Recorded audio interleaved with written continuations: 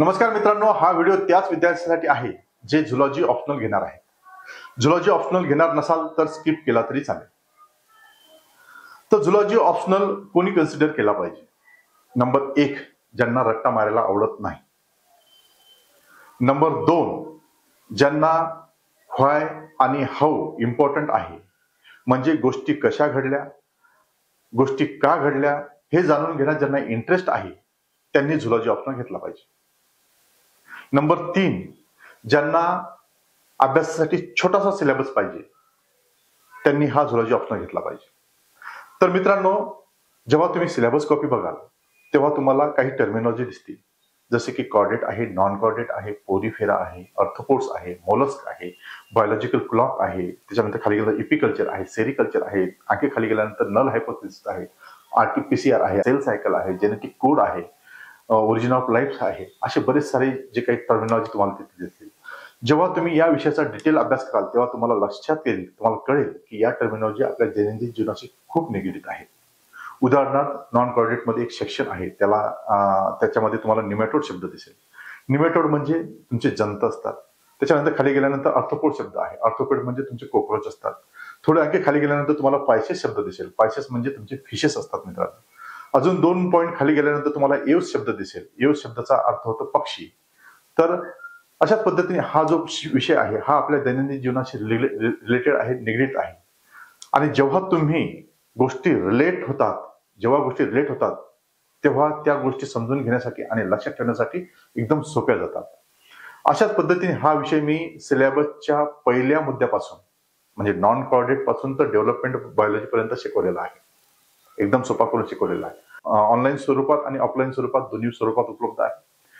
Online हा course बघण्यासाठी तुम्हाला रेझोनन्स आयएस हे प्ले स्टोअरवरून ऍप डाउनलोड करायचं आहे.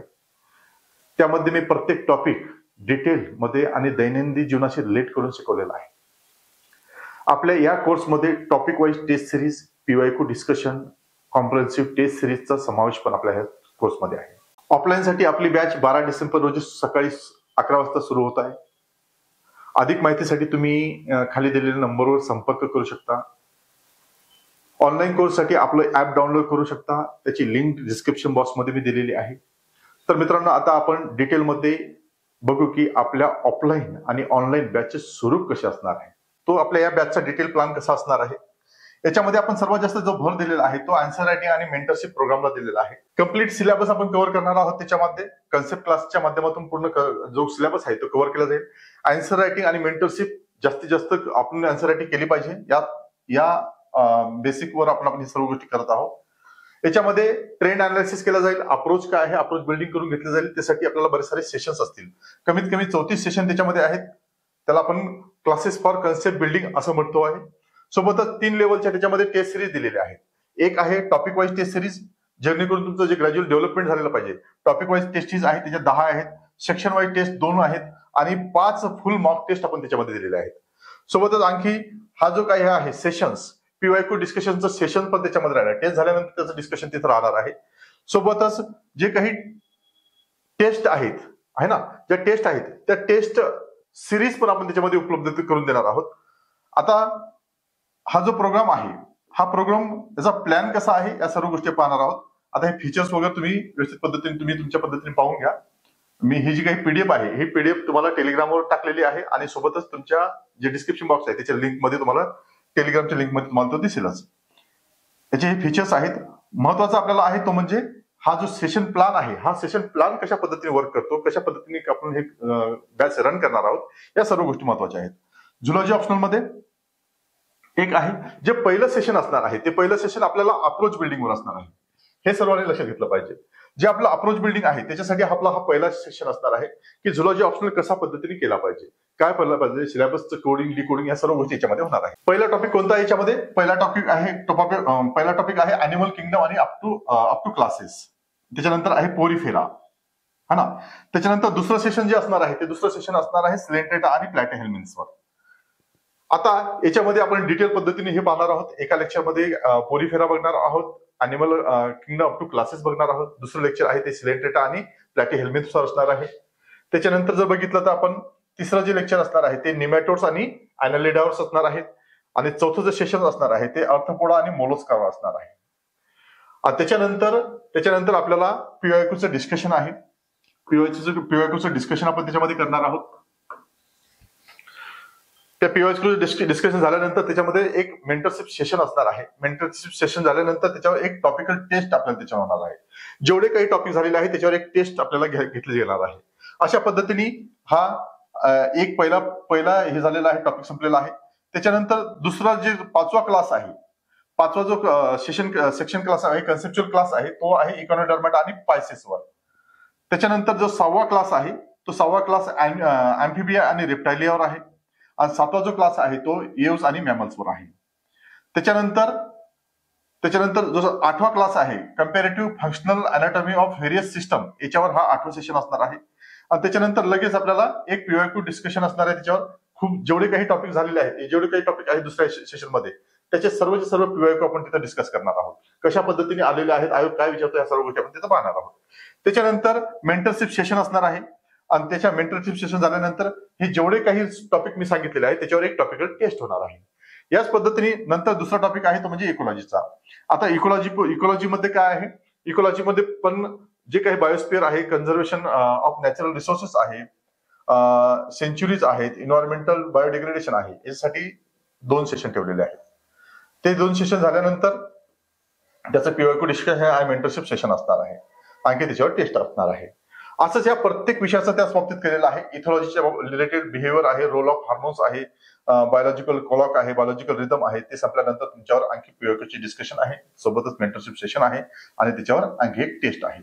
तसं इकॉनॉमिक झुलॉजीवर हा जो पहिला टॉपिक आहे एपिकल्चर, सेरिकल्चर, त्याच्यानंतर मेजर इन्फेक्शियस डिसीज आहेत आणि त्याच्यानंतर दुसरं सेशन असणार आहे त्याच्यावर कॅटल आणि लाईव्हस्टॉक डिसीजवर.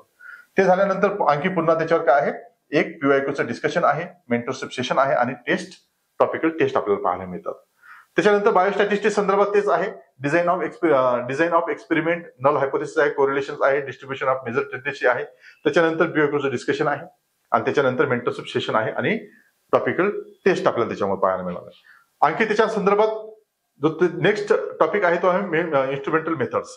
इन्स्ट्रुमेंटल मेथड पीसीआर आहे, आरटीपीसीआर आहे, फ्लेम फोटोमेट्री आहे, स्पेक्ट्रोफोटोमेट्री आहे, सोबतच इलेक्ट्रॉन मायक्रोस्कोप आहे. याच्यानंतर आणखी पुन्हा तुम्हाला काय पाहायला मिळतात त्याच्यावर पीवायक्यू डिस्कशन आहे, त्याच्यानंतर मेंटरशिप सेशन आहे आणि त्याच्यावर आणखी टॉपिकल टेस्ट आहे. सेल बायोलॉजीचं बघितलं तर तेच सेलचं स्ट्रक्चर वगैरे सर्व गोष्टी, न्यूक्लियस वगैरे, मायटोकॉन्ड्रिया सर्व ऑर्गॅनल्स आहेत. वॅटसन क्रिक मॉडेलचं आहे, प्रोटीन सिंथेसिस आहे. त्याच्यानंतर पीवायक्यूचं डिस्कशन आहे, मेंटरशिप सेशन आहे आणि टेस्ट त्याच्यावर आपल्याला पाहायला मिळते. त्याच्यानंतर ह्या सर्व गोष्टी आपण अशाच कव्हर केलेल्या आहेत त्याच्यामध्ये, है ना. या सर्व गोष्टी आपण याच्यामध्ये अशाच कव्हर केलेल्या आहेत. आपण या आपल्या अकॅडमीच्या माध्यमातून झुलॉजी आहे, बॉटनी आहे, फॉरेस्ट्री आहे, जिओलॉजी आहे, ऍग्रिकल्चर आहे, हे सर्व जे काही विषय आहेत फॉरेस्ट सर्व्हिससाठी ते आपण तिथं उपलब्ध करून दिलेले आहेत, अवेलेबल आपल्याला तुम्हाला तिथं पाहायला मिळतात. त्याच्यानंतर जेनेटिक्स नावाचा टॉपिक आहे, genetic code, sex determination of Drosophila वगैरे ह्या सर्व गोष्टी आहेत. त्याच्यानंतर पीवायक्यूचं डिस्कशन आहे, मेंटरशिप सेशन आहे आणि टेस्ट सिरीज आहे. असं प्रत्येक टॉपिकचं आपण केलेलं आहे. जेनेटिक्सचं पण तसंच आहे, पीवायक्यू डिस्कशन, मेंटरशिप आणि टेस्ट सिरीज आहे. प्रत्येक इव्होल्युशन आहे, इव्होल्युशनच्या संदर्भात पण तसंच आहे, पीवायक्यू डिस्कशन, मेंटरशिप सेशन आणि टॉपिक आहे. बायोकेमिस्ट्रीचं पण बघितलं तर सर्व याच पद्धतीने डिटेलमध्ये तुम्हाला हा सिलेबस डिकोड करून दिलेला आहे. पीवायक्यू डिस्कशन, मेंटरशिप सेशन आणि टॉपिक आहेत, टॉपिकल टेस्ट त्याच्यावर पाहायला मिळतं. त्याच पद्धतीने आपल्याला हे काय आहे, फिजिओलॉजी आहे, फिजिओलॉजीवर पण तसंच आहे.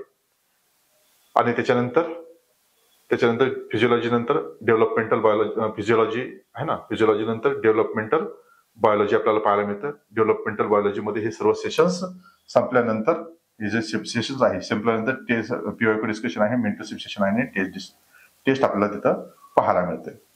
या सर्व झाल्यानंतर तुम्हाला कॉम्प्रिहेन्सिव्ह 5 टेस्ट दिलेले आहेत. हे जे काही टॉपिक वाईज टेस्ट संपल्यानंतर पहिले काय आहे, पीवायक्यूचं प्रत्येक सेशन, पहिले तर प्रत्येक टॉपिकवर एक डिटेल सेक्शन घेतलं जातं. लेक्चर्स डिटेल असतील, प्रत्येक टॉपिक, प्रत्येक पॉईंट कव्हर केला असेल. त्याच्यानंतर त्याच्यावर मेंटरशिप सेशन असेल की तुम्हाला काही डाऊट्स असतील, काय प्रॉब्लेम असेल, कशा पद्धतीने लिहिलं पाहिजे सगळ्यात, त्याच्यावर एक सेशन असेल.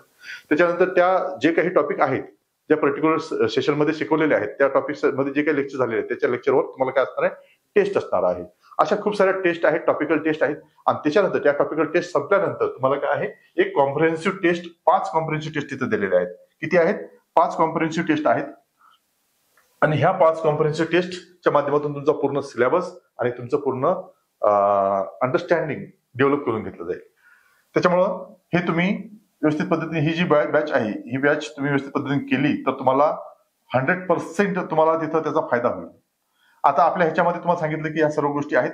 या गोष्टी तुम्ही हे जे काही ऑप्शनल आहेत याची टेस्ट सिरीज पण असणार आहे, याचे बॅचेस पण असणार आहेत आणि मोस्ट ऑफ द टेस्ट सिरीजवर तुम्ही सर्व जास्त भर दिला पाहिजे, जेणेकरून काय आहे तुम्हाला याचा जास्तीत जास्त फायदा एक्झाम मध्ये झाला पाहिजे. थँक्यू, धन्यवाद.